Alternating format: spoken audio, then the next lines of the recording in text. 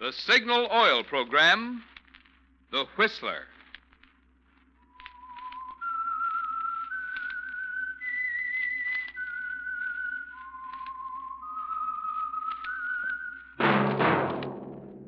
That whistle is your signal for the Signal Oil Program, The Whistler.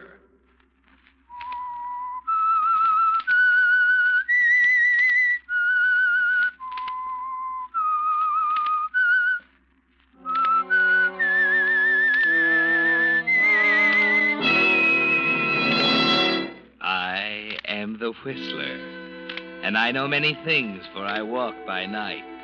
I know many strange tales hidden in the hearts of men and women who have stepped into the shadows. Yes, I know the nameless terrors of which they dare not speak.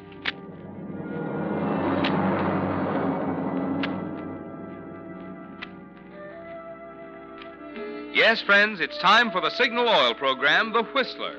Rated by independent research, the most popular program on the West Coast. Remember, let every traffic signal remind you, with new Signal gasoline, you do go farther than ever. Look for the familiar big yellow and black circle sign that identifies those popular signal stations in 7 western states from Canada to Mexico. And now the Whistler's strange story. Poison is quicker.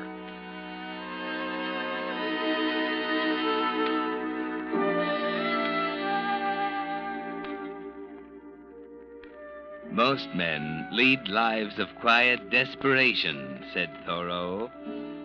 Quiet desperation. How well little Alfred Smithers, who never read a word by Thoreau in all his life, knew the meaning of that phrase. All the nagging dullness of a humdrum existence and a tiresome wife. Yes, the saucy little servant girl Alfred had married in London so many years before had become a lazy, slovenly housewife whose untidy little home had miraculously survived the Blitz. Now, with the coming of peace, Gracie Smithers sat in her dingy front parlor night after night, reading murder mysteries and yawning, while Alfred gazed blankly at his daily express and wished he were rid of her.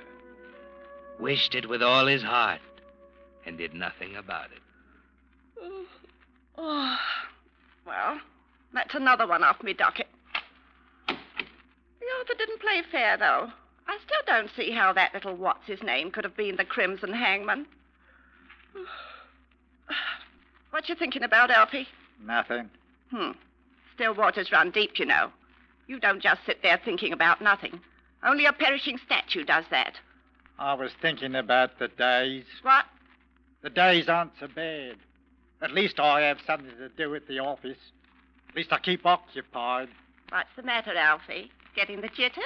Never mind. Don't you like our happy little home all of a sudden?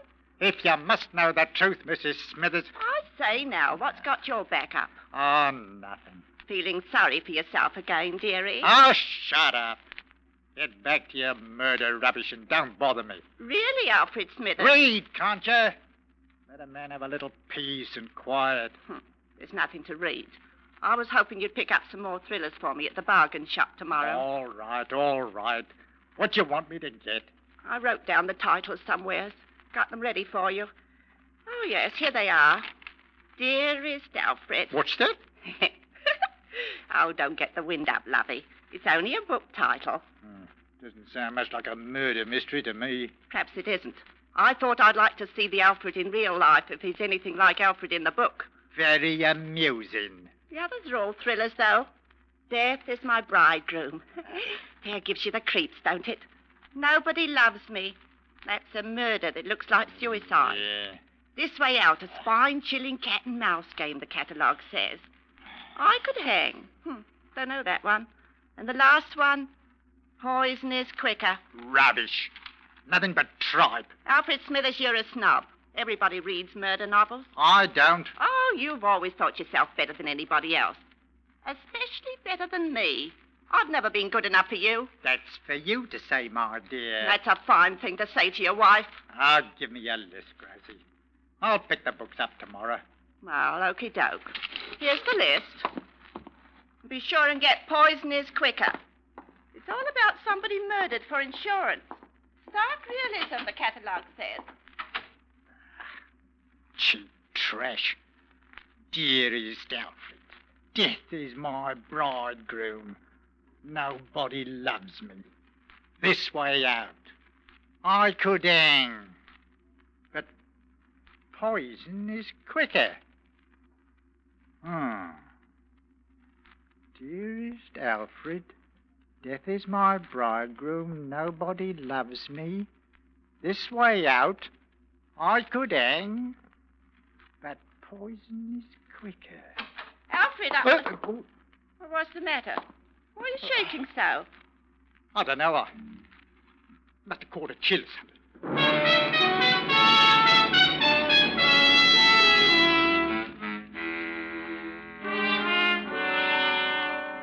Almost like a note to you, isn't it, Alfred? The barely coherent elliptical style of a suicide note. If Gracie were dead and that note were found beside her body, you try not to think of it. Why, it's monstrous. You're thinking of murder. You want to be rid of her, but not that way. Still, if you simply left her, you'd have no money. And Gracie does have insurance. But poison is quicker, she said. Poison. That arsenic powder you used in the garden. The thoughts in your mind all that night and all the next day. It's coming out now from its hiding place deep inside you. And then when you return home that evening, it happens. The little push that makes you a murderer. Well, where are they? Where's what? My books, dearie. You said you'd bring them home with you. I'm sorry, Gracie. I forgot all about them. You forgot? Yes, Gracie, they had the things on me mind. Other things on your mind. Such an important little man, aren't we, Alfie? Can't keep a promise to your own wife. I couldn't help it, Gracie. They slipped me mind. Like fun they did. You done it deliberate. I know you did. Gracie, don't raise your voice. It's vulgar. Oh, so now I'm vulgar, am I? Well, if I'm not good enough to do things for, I'm not good enough to do things for you. You can make your own tea and toast tonight. Don't shout at me, Gracie. Don't scream. Oh, don't. I'm sick and tired of getting the frosty eye from you, dearie. You're not so high and mighty. Just a miserable little clerk in a dirty little office. That'll do. Oh, just a second, Your Highness. Gracie! Don't. You'll only upset yourself. I'll make tea for the both of us. You'll make none for me. That wishy-washy, weak stuff you'll brew for yourself. I'll make me own. All right. For once, I'll do it your way. Eh? Tonight, I'll make it the way you want it, Gracie. Just as strong as you like.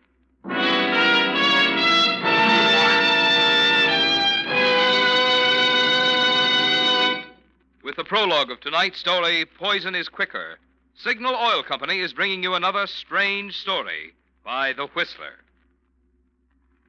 Inflation. You hear that word all around you these days. But in the midst of higher and higher prices and dollars that buy less and less, it's gratifying to find a product that actually offers more quality than ever before in history, but still sells at its pre-war price. Yet that's just what you get in new Signal gasoline. Of course, improvement isn't new to Signal gasoline.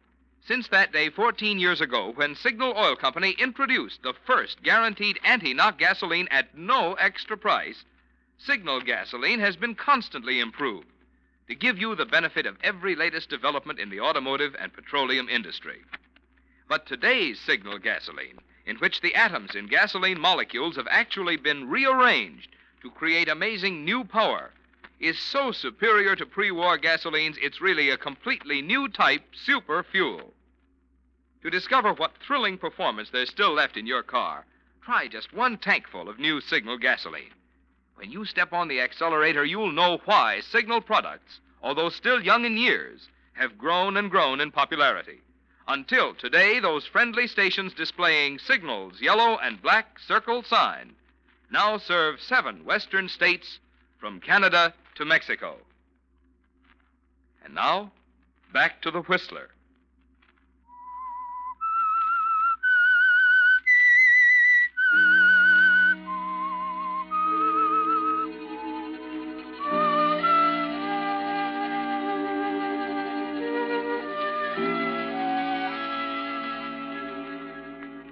But poison is quicker. Strange what a book title can do to a man, isn't it, Alfred? Who would think it could be the stepping-off place to murder? And yet Gracie's dead now, the victim of arsenic poisoning. And you're already playing a new role, the part of a shocked husband, the little man who seems so dazed and bewildered. It's only 4 hours after you made Gracie such a nice cup of tea. And now she's dead. And Police Sergeant Jellaby is questioning you. You're thankful you're still in the safety of your own home. You might lose your head if you were in the hostile atmosphere of a police station. Are you sure you can't think of any reason why your wife would wish to take her own life, Mr. Smithers? Not right now, Sergeant. I just can't think now. I'm sure you understand we must get to the bottom of this unfortunate affair. Of course. Now, about the question of motive, then. Well, the books. Might have been the books. Books? But it's such a tiny thing. You'd better tell me about it, Mr. Smithers. Well, my wife is very fond of reading. Last night she asked me to pick up some novels for her in the city today, and I was so busy that I forgot all about them. She was rather upset when I come home without them. Upset enough to kill herself, Mr. Smithers? Oh, good heavens, no. At least I didn't think so then. You quarreled about it? Oh, no, we never quarreled. She was upset, as I said, and it disturbed me. In what way? Oh, I felt rather guilty about failing her, so while she was making our tea, Your wife made tea after your little incident? Oh, yes, she always done that. She said I made such horrible tea. Our neighbours can tell you that. Who are they? Well, there's Mrs. Applegate next door. She's a widow, and then there's Henry Small across the road. I see. Go on, Mr. Smithers. You said you felt guilty. Oh, yes, so I did. So while she was making the tea, I decided to surprise her. Make up for what I'd forgotten to do, like, you know. In what way? Well, I remembered the rental library on the Queen's Road might still be open, so I thought I'd better take a quick walk over there and pick up a few novels for her. I left the house without a word. Wanted to surprise her, like, see? How long were you gone? I left at 6:30. It was foggy, you know the way it gets this time of year. Mm-hmm. So I was longer than I'd bargained for. Over half an hour I was. And these are the books you got her? Yes, Embers of Desire and Love in the Desert. Sort of thing most women like to read. Did your wife read this sort of thing as a general rule? I don't know. I never much thought about the books she read. What books did she ask you to get for her in the city? Books? Yes, what titles? Oh, well, I know it's absurd, Sergeant, but I simply can't remember. Are you quite sure? Well, I just can't think of them. I mean, to say, I forgot about them in the first place, and now I'm so mixed up. Perhaps it'll come to you later. Now about the note. Yes? Doesn't it strike you as rather odd? I don't think I know what you mean, Sergeant. Well, it isn't coherent, for one thing, and she didn't sign her name to it for another. I thought of that. My wife, she must have been under great mental strain when she wrote it. I can see that. Decided to take her life on a sudden impulse, eh? Must have thought you'd left the house in a fit of anger, then hurried about the business of writing the note and putting the arsenic in her tea. It's a terrible thing to think about, ain't it, Sergeant? Right. Arsenic poisoning's not the most pleasant of deaths. Since you weren't here to prevent it, perhaps it's just as well you didn't get home until it was all over. Yes. Is that all, Sergeant? Yes. You'll be notified when to appear for the inquest, Mr. Smithers. I'll see you then. Good night.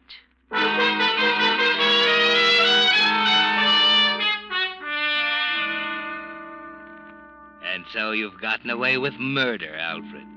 Or have you? Is Sergeant Jellaby as stolid and blind as he seems? He certainly didn't seem too sympathetic. Was that merely his official manner, or does he suspect you? And was your trip to the rental library after you'd watched Gracie die as clever an alibi as you thought? You had to lie about the type of novel Gracie read. You deliberately brought home those trashy love stories to ward off any questions about the suicide note. But if Henry Small or Molly Applegate should remember that Gracie read mystery novels... you made a mistake there, Alfred. But it's too late to rectify it now. All you can do is attend the inquest with Molly Applegate and Henry Small on either side of it. A nasty business, this, Alf. It'll soon be over, though. I hope so, Henry. You think that the coroner's jury could have made up their minds by now? Can't see why they're taking so long about it. Well, it really isn't so long, Mrs. Applegate. They've only been gone a few minutes. An harrowing ordeal for you. That's what it is. I don't see how you could be so cool up there on the witness stand. The man can't reveal his grief in public, Mrs. Applegate. That he can't. You done yourself proud, Alf. Me, now, the few questions the coroner asked me, they had me shaking like a leaf. Pretty silly if you ask me. How you mean, Molly? The few questions he put to you. Didn't really need to call you as a witness. Same goes for me as far as that goes. I'm sure I could have told a sight more if I'd been asked. Just what do you mean by that, Mrs. Applegate? They're coming back. The jury's coming out. Mrs. Applegate, I'd like to know what you... Now, here's the coroner.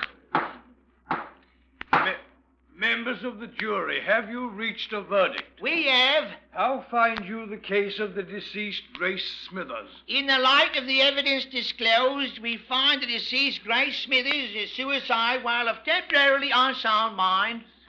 Well, that's it, Alf. There it is. My, yes. Nothing to worry about now. What do you mean? Nothing to worry about. Well, really, Mr. Smithers. Well, what do you mean by it? Nothing to make you bite me head off, I'm sure. Only that it's official now. Oh, sorry, Mrs. Applegate. I'm not quite myself, you know. Well, I didn't mean to snap at you myself. You're right, of course. I haven't anything to worry about now. Nothing at all.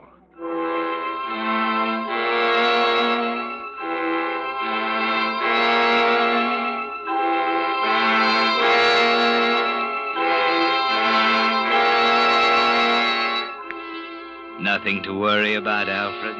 Then why is fear so clammy and cold inside you? You've always been afraid of so many things. And now you've actually killed Gracie, you're afraid you'll be found out. That's the greatest fear you've ever known. Murder was so easy, but that was only the beginning. What about Molly Applegate? What more could she have told if she'd been asked? The question haunts you all during the funeral, and through the next day, and the day after, when the insurance man calls at the house.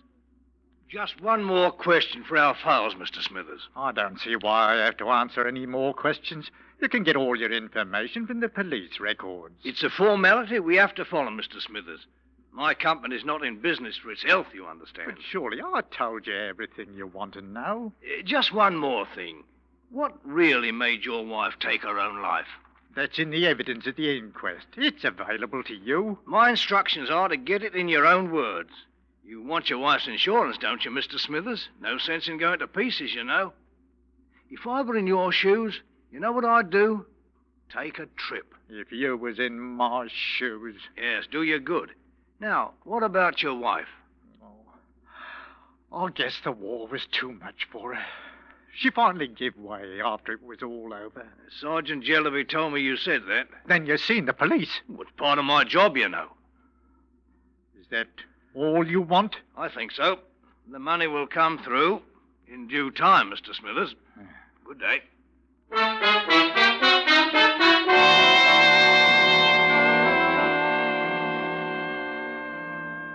Panic won't help you at all, Alfred. Still, Mr. Chatham, the insurance man, seemed much too suspicious, didn't he? Why all the leading questions? If he were in your shoes, he said, he'd go away. As if he knew that was already in your mind. But that's your plan now, isn't it? The moment you get your money, you'll go away, start all over again in another town, maybe even another country. You hold to that thought all the next day. And then you stop at the corner pub on your way home from the office and have a beer with your friend Henry. Well, here's to you, Alf. A long life and no slip-ups. No slip-ups. Accidents. Hope nothing ever goes wrong for you. Cheerio. Cheerio. Oh, that's a bit of all right, what? Yes, it is. Ran into that insurance bloke this afternoon, Chatham. You did? Tells me you're thinking of going away. What gave you that idea? I don't know. Perhaps he didn't say that exactly. Said he mentioned it to you.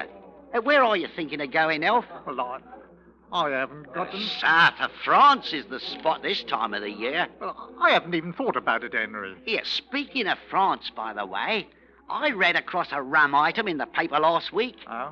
This French bloke's wife killed herself, see? Suicide. Plain as the nose on your face. Bloke collects the insurance and then skips off. Hops off to Paris and starts blowing in his brass on riotous living, you might say. The gendarmes picked him up like that. Give himself away, he did. He killed her himself. Now, if he'd stayed where he was, nobody'd have been any the wiser. Now, the way I look at it, Elf...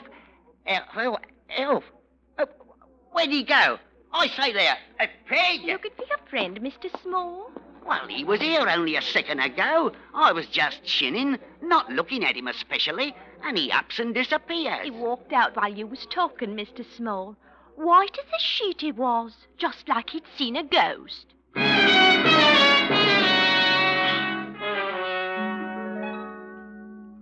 It wasn't a ghost you'd seen, was it, Alfred? Merely the folly of trying to go away. Henry Small's right. People would immediately start to talk. Wait, though. Henry Small never invited you to have a beer before. And why did he tell you that story about the Frenchman? It's very suspicious. As frightening as Molly Applegate's remarks at the inquest. What was the information she could have given the coroner? The question beats at your mind again as you walk home from the pub, trying to hurry through the fog that's come up.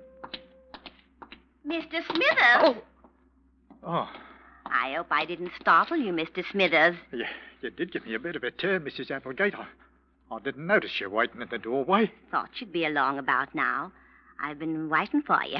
Waiting for me? I know how it's been for you since Gracie passed on. I thought perhaps you were tired of having your tea alone by now, eh? Oh.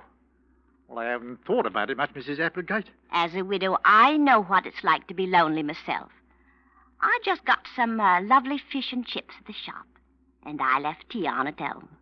So if you'd like to come in... Well, really, I thought we might have things to talk about. Things to talk about? I'm a woman what keeps her eyes open.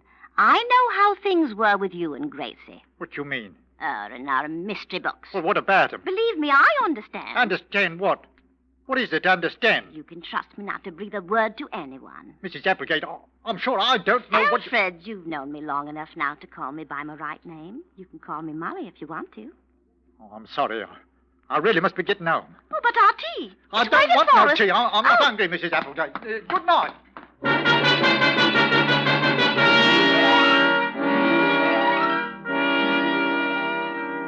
What's happening to you, Alfred? Sergeant Jellaby, Henry Small, the insurance man, Molly Applegate. They've all talked to one another about you. Are they playing a cat-and-mouse game with you? You've got to find out how much they know. Ask Henry Small. Question him skillfully, cunningly, so that he won't suspect anything. But get the truth from him. That's it. Invite him to the house. He's late in arriving, though. By the time he does get there, it's late afternoon, and fog is beginning to creep through the streets again. What did you want to see me about, Elf? Well, Henry, I'd like to apologize about the other night at the pub, you know. Apologize? What for?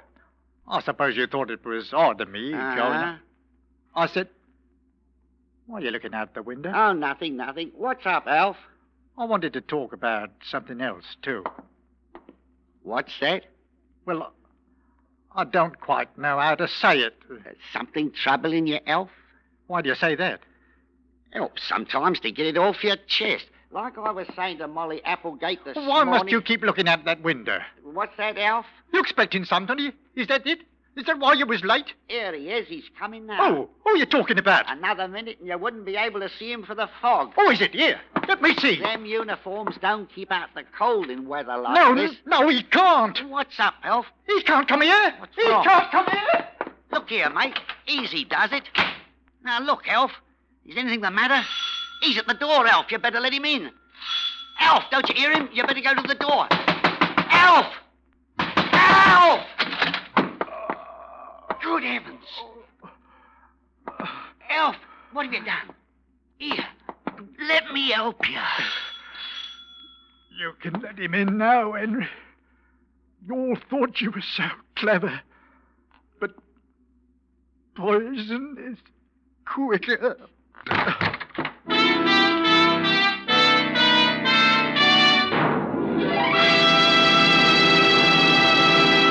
The Whistler will return in just a moment with a strange ending to tonight's story.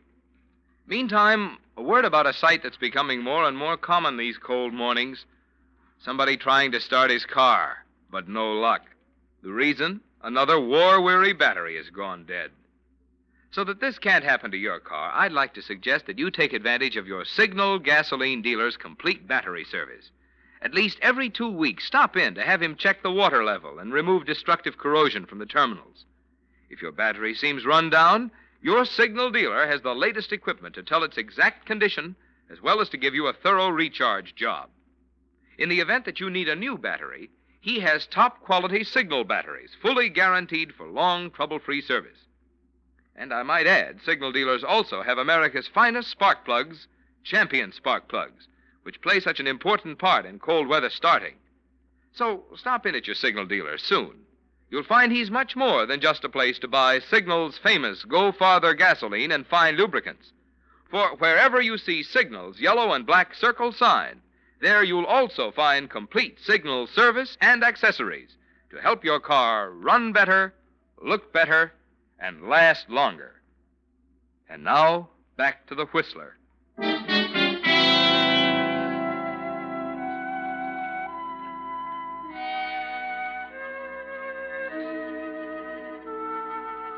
Yes, Alfred, poison is quick enough to kill you while that uniformed figure still rang your doorbell. The cat-and-mouse game is over. The moment you saw his vague form coming up the walk through the fog, you knew that giant paw was descending on you. The police had come for you at last. So now you lie dead in a huddled heap in your little kitchen, while Molly Applegate, aroused by Henry Small's outcry, and Henry talked to the newcomer about you. Terrible, terrible. How soon do you think the police will get here? Sergeant Jellaby ought to be here at any time now. Not that he can do anything. Nobody can now. What made him do it?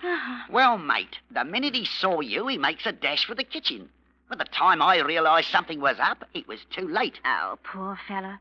Seemed to go all to pieces after his wife died. I did what I could for him, too. Stood him a drink the other night. Ran out on me while I was telling him some yarn or the other. I must say I was wrong about him. Wrong? Well, I feel proper ashamed of myself now, but I got the idea she hadn't been a good wife to him. I tried to tell him so. Poor old chum. Ain't it funny how he jumped on the edge the minute I spotted you coming up the walk? Thought you might be bringing me a quid or two on the football pool this week. Instead, you called on old Alf. What gets me, why does he do it just when I'm ringing the bell?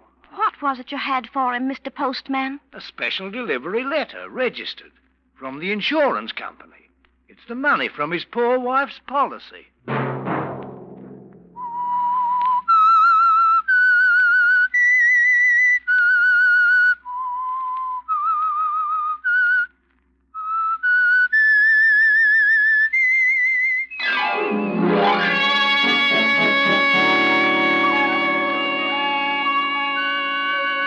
Next Monday at 9 o'clock, The Whistler will bring you another strange tale.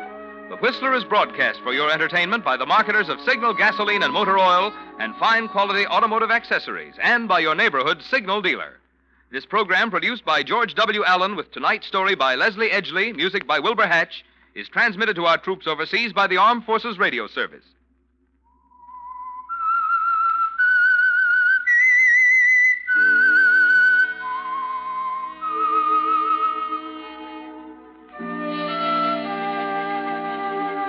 That whistle is your signal for the Signal Oil program, The Whistler. This is Marvin Miller speaking, reminding you to look for those familiar yellow and black circle signs that identify those popular Signal Oil stations in 7 western states from Canada to Mexico.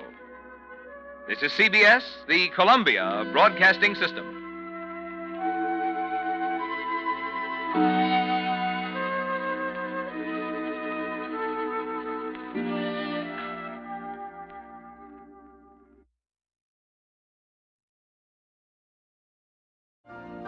You've been listening to the OTR Gold Network.